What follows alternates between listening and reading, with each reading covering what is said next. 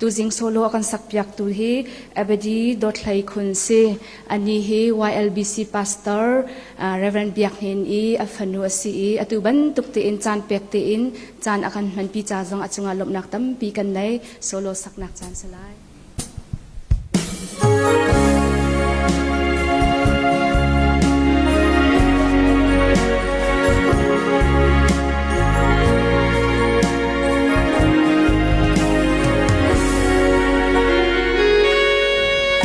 Chua bi tu bất thiên sinh thật tâm căn đại khang suối mồ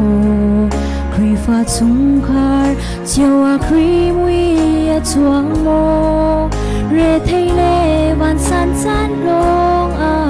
alham mi kan sa suối mồ chung khar a kri a boy mồ thật tâm ngân hi kan ngây mồ thật tâm chu akan ngay tu pathian sin sa har lung du desai phai ti asi how man suar na ngay chi bu in kasin kha chang ni chu ka ngay thiam ha lai yên ram ka dam tar lai ti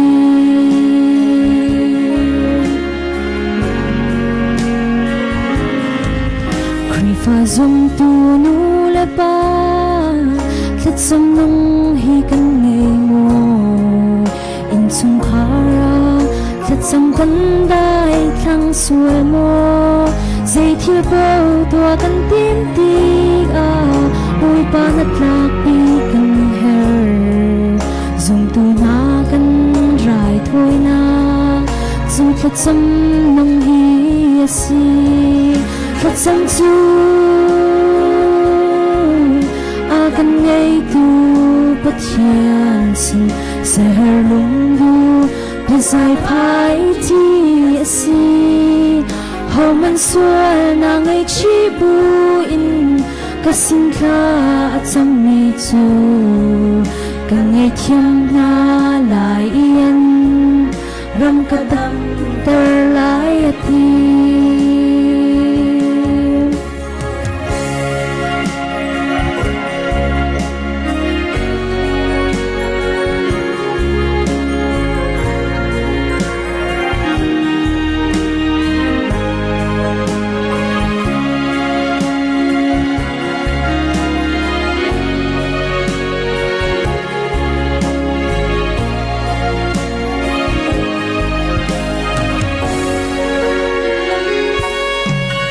Sung tu via de thật tâm nun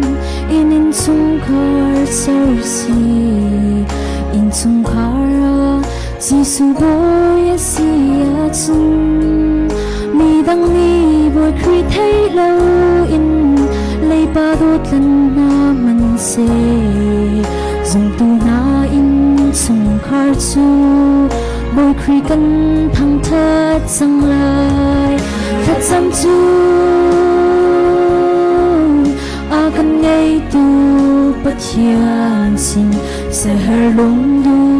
desai phai ti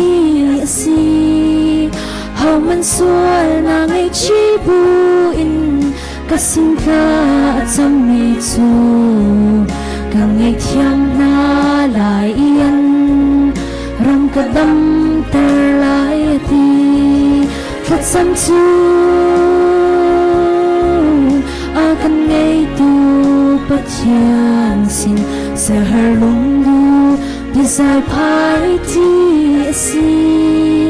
how man suar na ngay chi bu in kasin kha acham mi chu ka ngay thiam na lai yên ram ka dam tar lai ti ka ngay thiam na lai yên ram ka dam tar lai ti